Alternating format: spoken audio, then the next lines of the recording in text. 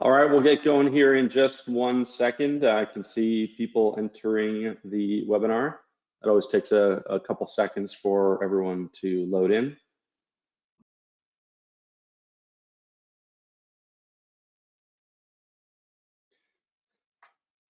All right, well, let's go ahead and get started. It is 1 o'clock on the East Coast, 11 out in Denver. And we're going to be talking about segmentation with Mount Hood Meadows today. So let's kind of maybe do some introductions. I believe everyone should be able to see my screen. Let me make sure. Yep, that's right. So before introductions, let me just do a couple kind of housekeeping items, and that is you should be able to ask questions and you should be able to chat. If you see any issues, such as you can't hear or you can't you can't see the screen, shoot something in there. Also, if you just have a general question about what we're talking about, feel free to ask a question at really any point. And as long as we know how to work the technology, we will answer those questions as we go. So let's actually kick it off here. My name is Scott Bielter. I'm the CEO of Ascent 360. We are a customer data platform, work with Mount Hood, and are fully engaged in the activities that we're going to talk about today. Ski season is just kicking off, so we really thank Anna and Rochelle for joining us. Anna, do you want to introduce yourself really quick? Yeah, I'm Anna Holgate. I'm the marketing manager for Mount Hood Meadows. Awesome. And Rochelle? Yeah, hi everyone. I'm Rochelle Miller. I'm a senior client success manager on the Ascent team and work very closely with Mount Hood. Awesome. Okay, so let's kind of kick off with a couple of slides that will speak to what we do and what we're going to talk about today. And it really is a deep dive into the Mount Hood Meadows relationship marketing program and what we kind of call their data-driven marketing program. And that is, what is the philosophy? What are the actions? What's the intent as well as outcomes?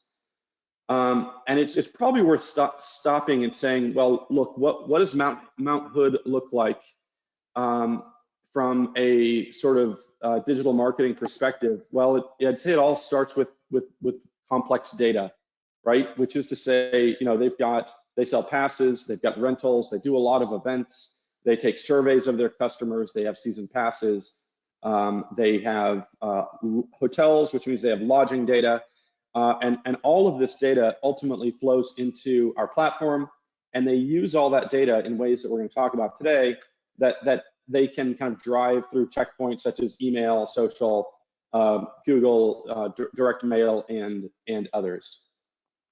I wanted to briefly set up what really are we talking about, and what is the sort of strategy and philosophy from Ascent 360's perspective when it comes to targeted marketing or segmented marketing. And a lot of times people come to us where they're sort of doing some batch marketing, right? They have a newsletter, they send it to 150,000 people once a month or something like that.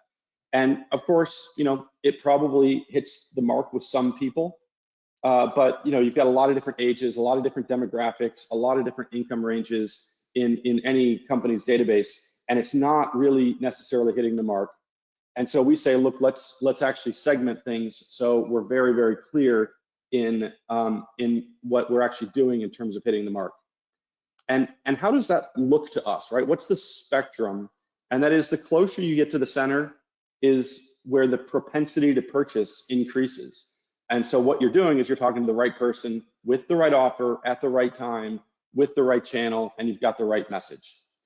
And we've got actually a kind of a big framework around this. I'm just going to touch on it really quick, which is like at the center, you probably have known behavior, known intent, and identity.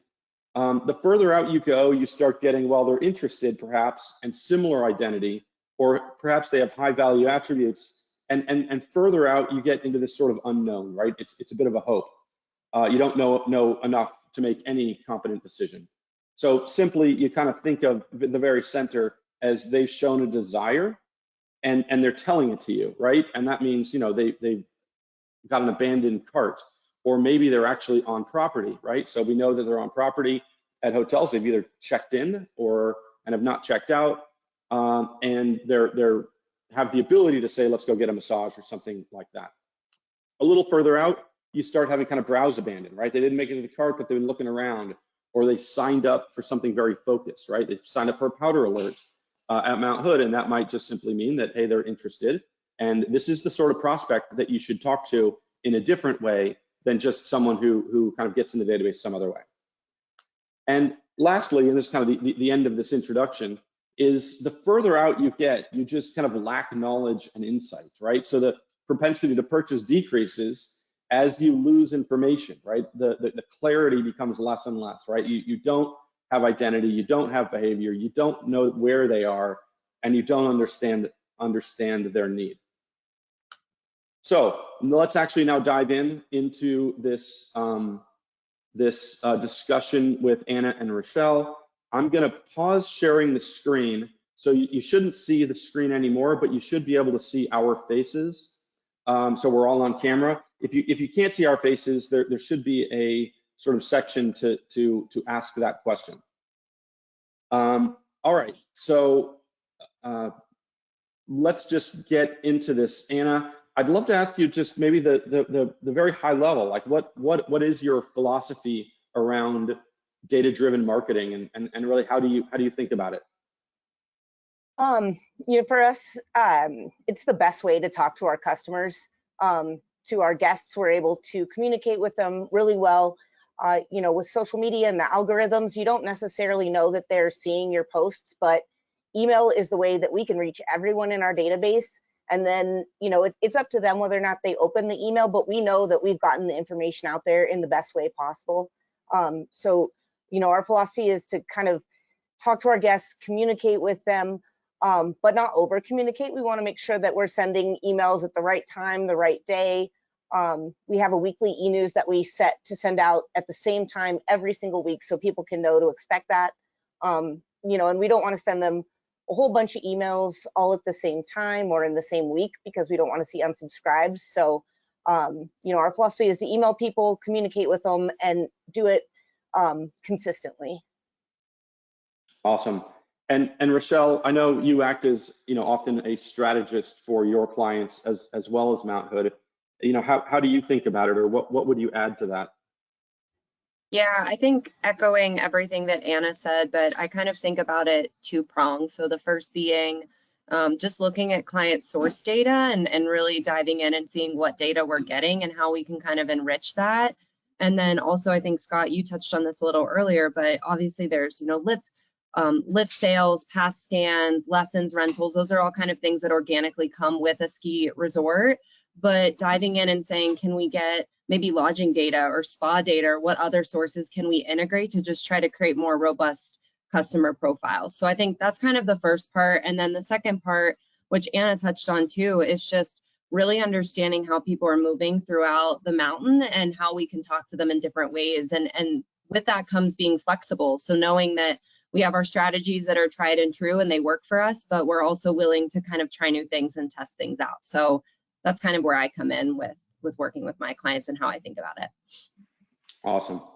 So Anna, how would you describe your priorities, right? Are you trying to build relationships? Are you trying to, drive revenue, sell passes? Like, what are your priorities that you're trying to achieve with the program? Yeah, all of the above. So, we're looking to find new customers, but also want to make sure that we're communicating with our core audience. Selling passes, getting emails out. Every time we send an email, we're seeing a spike in sales. So it's almost instant gratification. We know that it's working, but we really want to keep our guests informed. Season passes going on sale, any kind of operational updates, when events are going live for registration, when different products are going for sale, when there's sales in retail, all that kind of stuff. So we're really using this as best we can to talk to as many people in as many different ways, and really making sure that we're telling them what they want to hear and what we need them to know. Yeah, awesome. And maybe the right way to kind of dig into like some of the things that you're doing to achieve, A, your philosophy, but B, your priorities, is maybe start with the center of the target, right? As we kind of talked about, what are you doing there, with regard to, are you doing any abandoned cart, abandoned browse? Do you watch people around your website and what they're doing? Yeah, absolutely. So we use the abandoned browse and abandoned cart, specifically with season passes, both, when we're selling them for winter and also spring. We will set up an automated email. So if somebody goes to our season pass pages and looks at the page or puts, a season pass product in their cart, but then doesn't purchase, we send them a gentle reminder email, just telling them how awesome Mount Hood is, how much fun they're going to have in powder days and sunny days and the events. And, when it's raining in the city, it's snowing on the mountain, and, and just, a fun reminder of how much, fun that winter is, and then a link to purchase a season pass. So it's a really gentle reminder, just kind of getting them excited for the season. And then, hey, here's the link to purchase, so they can get back to that page that they were on and finish their sale. And we do see really good revenue based off of those emails. I'm sure you've got, different levels of passes and sort of different ideas of what someone might be buying. Do you send them back to a page that kind of shows all of the passes, or do you try to get to them to a very specific page, or how does that work? So we generally send them back to the season pass page, because maybe they were looking for a night pass, but what they really want is a 10-time pass, or a value, or an all access, or even a beginner pass. So we tend to send them back to the page that lists all of our season passes, just so that they know that there's just this, wide variety of passes that are going to fit everybody's schedule and needs, as far as how many times and when they want to come to the mountain. Yeah, awesome. We typically see that the sort of click rate, or open rate, excuse me, for emails like what you're describing, right? Abandoned browser or abandoned cart, tend to be, somewhere in the 60 to 70%, versus, other sort of ad hoc emails might look more like, 20, 25% if you've got an engaged audience. Does your world look a little bit like that?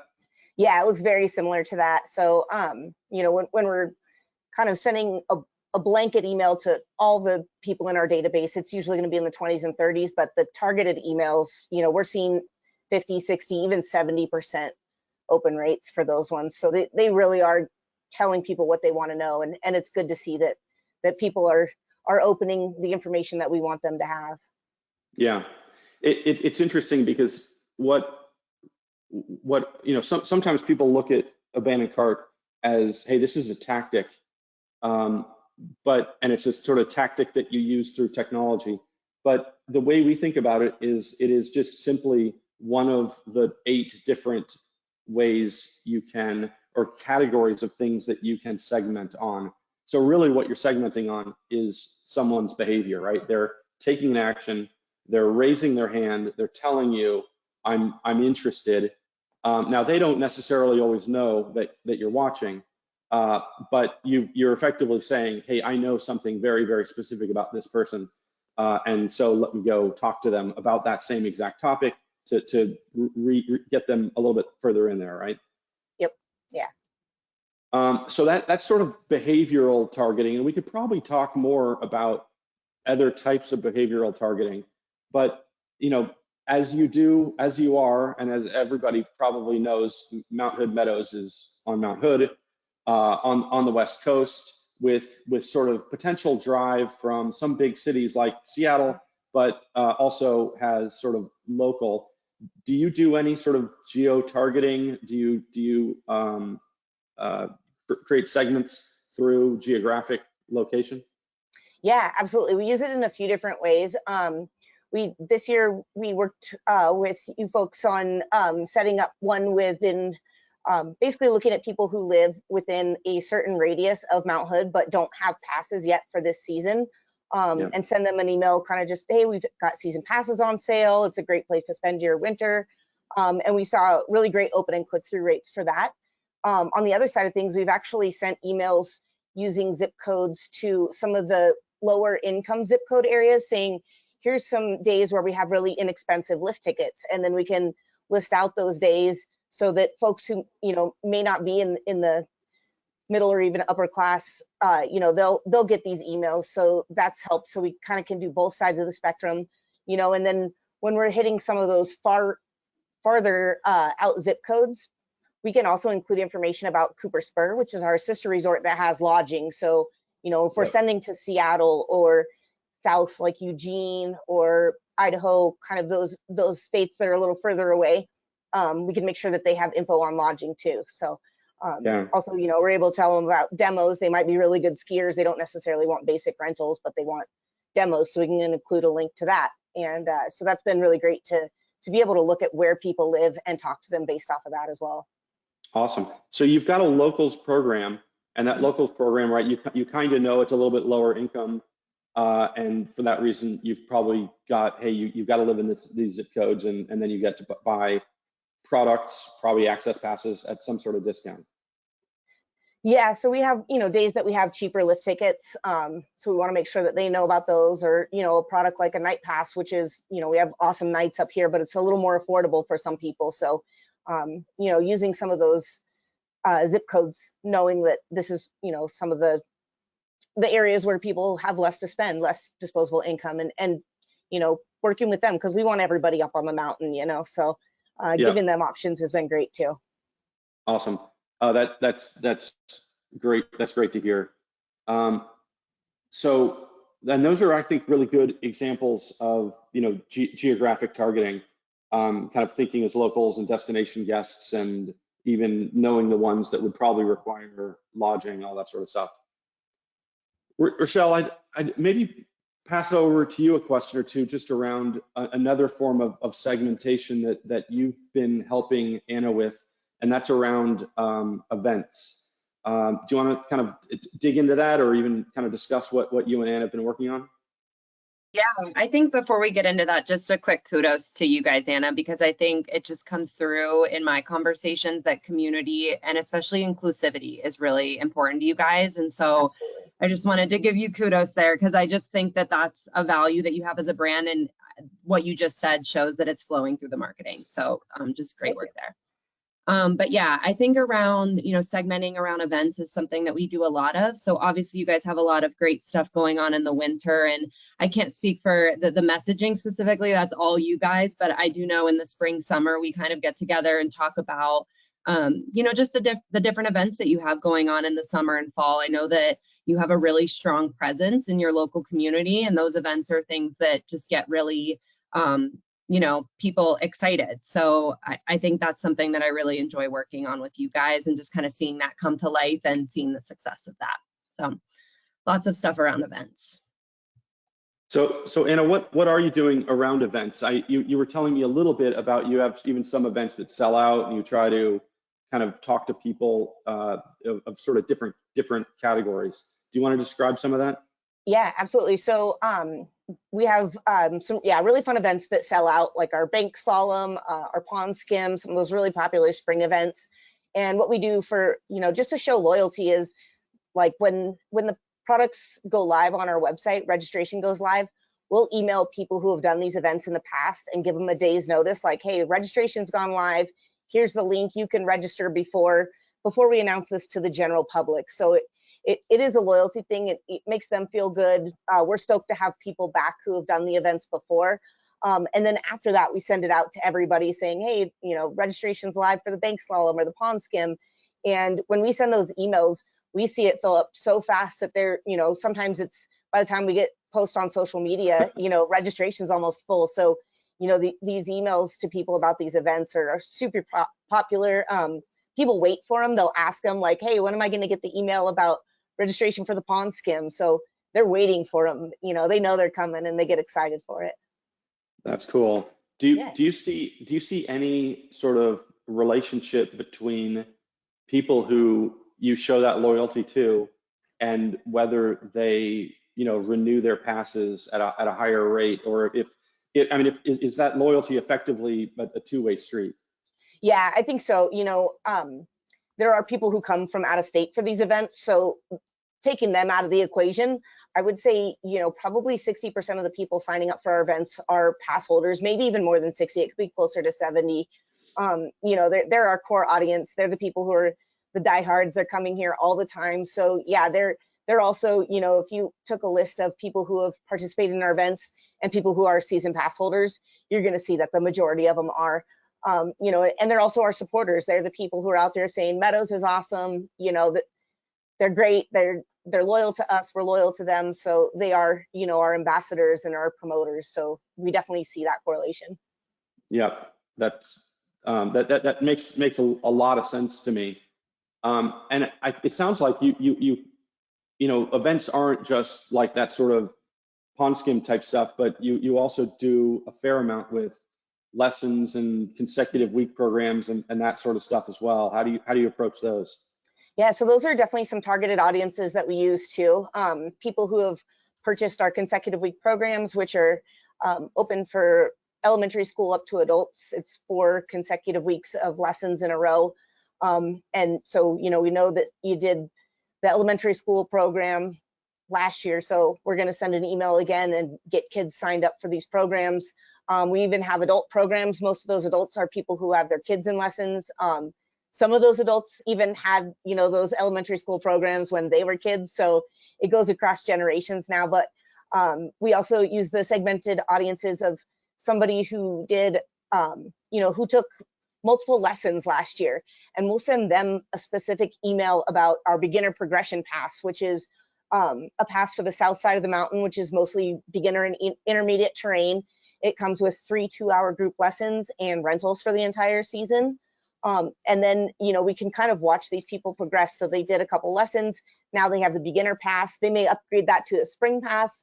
And then from that spring pass, maybe the next year they're getting the all access pass because they're ready to get out and explore the whole mountain. So we're really using these targets and people's behavior and, you know, the number of lift scans. If they've had, you know, bought 3 or 4 lift tickets last year, like, here's an email about our season pass. That's a better deal. You'll get more days in. You know, so we've really seen those targeted emails work. We immediately see spikes in revenue. We can see how much money we're making off these emails, which is great to go in and look at those reports and be like, we sent that and that's what happened. And so that's a fun thing to look at after the emails go out. Yeah, you know, I know I haven't analyzed it specifically with Mount Hood's data, but we work with other clients that do have these sort of beginner progression type programs, always called something a little bit different. But what we actually have seen is that if someone just takes 1 lesson, their odds of being sort of a repeat customer is pretty low. And once it gets to 3, then you start getting to a place where you're going to see them in the future.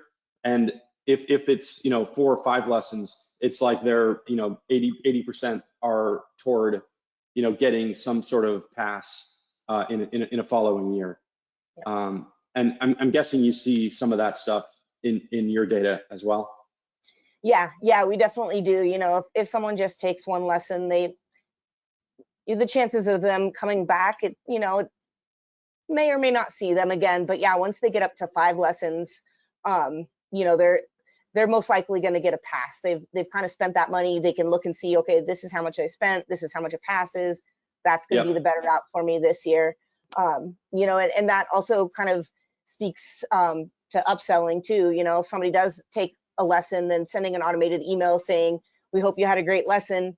And then here's a link for, you know, a 3-time lesson package or a beginner pass. So even, you know, making sure that you're talking to those people who just took 1 lesson, because maybe they just took 1 lesson this season, but with, you know, some gentle encouragement, you know, they might be taking a few more lessons or buying a pass. So, you know, they're just as important to us as the season pass holders who are coming back year after year. Yeah. Add on to that, Anna, I mean, I love that you said the gentle encouragement, because I feel like a lot of people who are just starting out, they might not even know where to go. They're like, okay, I did the lesson and now I'm not really sure like what the next steps are. And so I love that you mentioned giving them a little nudge too. That's great. And, you know, the way our system should work is that you're going to even approach kids with this topic, right? Which is to say, you look who bought an elementary or middle school lesson course, but it's really emailing their parents. Right. So this isn't just adults you're talking about, right? It's the kids programs as well. Yeah, absolutely. Yeah, so it's called Snow Blasters is our elementary school program, and we're definitely talking to their parents when we're sending out these emails. So Yep. making sure that we're using the right tone, and and knowing that we're not talking to a 7-year-old, that we're talking to their parents, and getting them just as excited as their kids, and and they're either putting their kid on a bus, so reassuring them that they're signing up for a great program, or they're driving up and they're potentially going to take some lessons or buy a pass or a lift ticket themselves. Yeah. One thing that I found interesting is, as we've analyzed our clients' resort databases, what we've found is that in some sort of small set of cases, the sort of elementary or middle school individual is actually the highest spender in their family, right? We might see 4 people, and most of the time, the parents are the ones that are buying everything, and that for themselves also, and that gets allocated to them, so you can see their spend.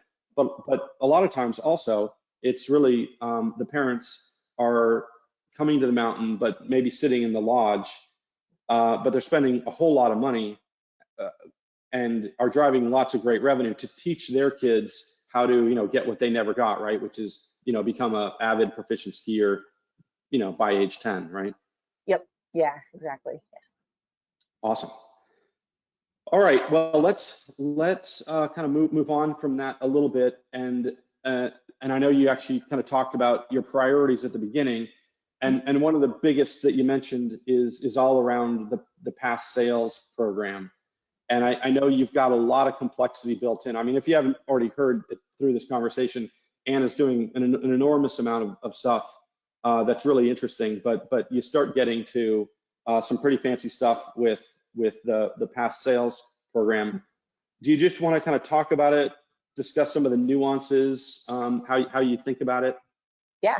Yeah. So when passes go on sale, we kind of send big emails to everyone in the database. We want to make sure that everybody knows, get the word out to as many people as possible. And then we kind of start to hone it in. We'll still keep sending those emails to the entire database, but we want to make sure that our pass holders know that passes are on sale. So we use segmentation and send an email to people who had a pass last year or the year before and haven't purchased yet for this year. We also use audiences of high spenders, people who have spent a certain amount of money but don't have a season pass. And it's really nice that we're able to segment out these, the current pass holders. So we're not sending them an email. They've already purchased a pass. That's going to cause phone calls to our communications department where, so we don't want them to get the, hey, purchase an email. So we're able to, Oh, so you're suppressing them. Yep. We're able to suppress the current pass holders. And then we can see, who had a beginner progression pass and send them an email for the all access pass, and even dial it in as far as people who had night season passes or night lift tickets last year and send them a link directly to the night season pass page. You can still get to the other season pass pages from there, but this is what they've shown interest in. So we'll send it there. I mentioned earlier sending it to, the drive market. So an 80-mile radius around Mount Hood, but doesn't have a season pass yet for this year. And we're able to send it to that. We're also able to send to lapsed customers, people who've had passes in the past, but maybe they don't have one this year, didn't have one last year, and sending them a reminder that, hey, spending your winter up here is a great thing to do. Get your passes early. You're going to get the best price. You're going to get any kind of perks and bonuses that go along with those early purchases. So we really try and hone in that messaging, and then also being aware of oversending to people. We don't want to do that. So if we're sending our weekly e-news, we might not send all those targeted emails to the season pass audiences, or we might suppress them so that they're not getting multiple emails in a week. We don't want them to unsubscribe. We don't want them to feel like we're over emailing or over communicating. So really watching and being aware of what we're sending and when we're sending it and how we're sending it and who we're sending it to. And we're able to do that all within the Ascent platform, which is so awesome. Yeah. So I think I hear what you're saying is that you start super broad because, hey, it's the beginning. No one's bought a pass yet. They're not even on sale yet. And then you start narrowing. And like one of the ones you actually even said was, well, high spenders that haven't bought a pass yet. That does strike me as a really obvious segment. Do you ever send an email to sort of just that segment with specific messaging, or is it built into with some other segments as well, or is it really both? Oh, both. So we've actually sent just an email to them, saying season passes are on sale. Um, kind of gentle messaging. We don't want them to, be like, hey, you spend a bunch of money, buy a pass. It's more like, Yeah, hey, you're spending a lot of time up here. This is an awesome place to be this winter. Here's a link to purchase a season pass. You can even mention that, buying so many lift tickets is equal to a season pass, and a season pass you can come up as many days as you want. So that's kind of incentive where it's like, oh man, I bought 4 lift tickets and I could have just bought a pass and come 20 times. So yeah, using that audience has been great. We've also kind of layered it in. If we just want to send like one kind of blanketed email to potential pass holders, then we can create queries based off of that. Like if you are a high spender, or you live in this radius, or you bought so many lift tickets this year, and just use all those and just send them one email too. So we do use it for both. yeah. I like when you said that, you don't want to be too obvious, right? So it is true when you've got this much data at your hands, you can cross the sort of creepy barrier, right? Where, I mean, if you wanted to, you could say, hey, it looks like your son Ethan bought a pass, but your daughter didn't. Yeah. But so you do try to sort of manage to, we know the target, we got a tight message, but not pass beyond something that makes people think you're listening to them. Yeah, exactly. And those gentle reminders, they really work. I think it relates to people, and they're like, oh yeah, it is fun to be up there. The rain in the city gets me bummed out in the winter, so maybe I'm going to spend it up in the snow this year. So it's great. Yeah, It's knowing our tone and knowing our audience really helps us communicate with these folks. awesome. Rochelle, I know you're pretty involved with all this as well. Is there something that you'd add to this? I think the only thing I would add is just that it ties back to like sticking with what's tried and true. Like Anna mentioned, starting broad, and it's like the passes are going on sale next week. Let's start with a broader audience and then kind of narrowing it down. And that's something that was brand new this year that we tried and we put out into the market to just kind of see how things looked. And so I think that's just a really good example of knowing what works, but also not being scared to maybe test some new things. So it's been really Yeah, exciting to just kind of track the success of those programs for sure. awesome. Well, I'm gonna share my screen really quick because we also do sort of have frameworks for how we think about things like what we're talking about, right? Which is how we think about pass migration, or the selling of anything where you're really trying to bring people back for repeat purchases. When we think about this, you can kind of look and say there's a pass holder journey, right? So in year one, you've got some set of pass holders, and now as you're walking into year two, what you're going to find is that you're going to renew some set of them, and you're going to lose some set as well. And of course, goal number one is to lose as few as possible, because if you lose 40% of your pass holders, you've got a very leaky bucket, and you're going to have to find some 40% net new people just to stay even. So then you've got those net new people. And once you pass that sort of second year into the third year, and this goes on and on, now you've got the renewal people who some are staying renewed, and you lose some of them again.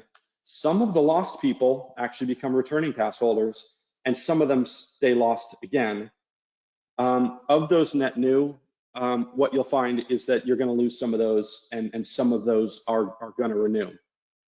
And what I'd suggest is there's a lot you want to ask around what's really happening under the covers here, right? Which is all these net new people. Where did they come from? How did you find them? And what did they do the year before? What we find is net new people are never net new to the mountain. And I'm talking pass holders. They might be net new to being a pass holder, but almost always they were visitors to the mountain in the years before, starting with things that are a little more simple, such as just day tickets or a lesson or something like that. you start asking yourself, well, what happens to the people who are lost? So even if you lose them as a pass holder, that doesn't mean they're not going to come back to the mountain, right? They might just say, look, I really didn't need to ski 10 times. I could be happy with 4, and with 4, it's better for me to buy a pack or something like that. But it is important to start asking like why people leave. And that's an important thing to sort of survey on and get a better understanding. And there are lots of reasons, but some of those reasons are your fault. Many of them are not your fault. And we also ask questions like, what's a renewing pass holder actually worth? And our analysis shows that renewing pass holders are worth enormous fractions of your overall revenue, right? There are people who renew for 8, 9 years in a row. They're spending a lot. They're bringing their kids. It's a really important segment.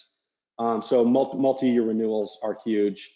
And then, some people leave for good, right? Lost. And how destructive is that to your business? What I will tell you, all the data we've ever seen is that net new individuals are you lose them at the highest rate, higher than anyone else.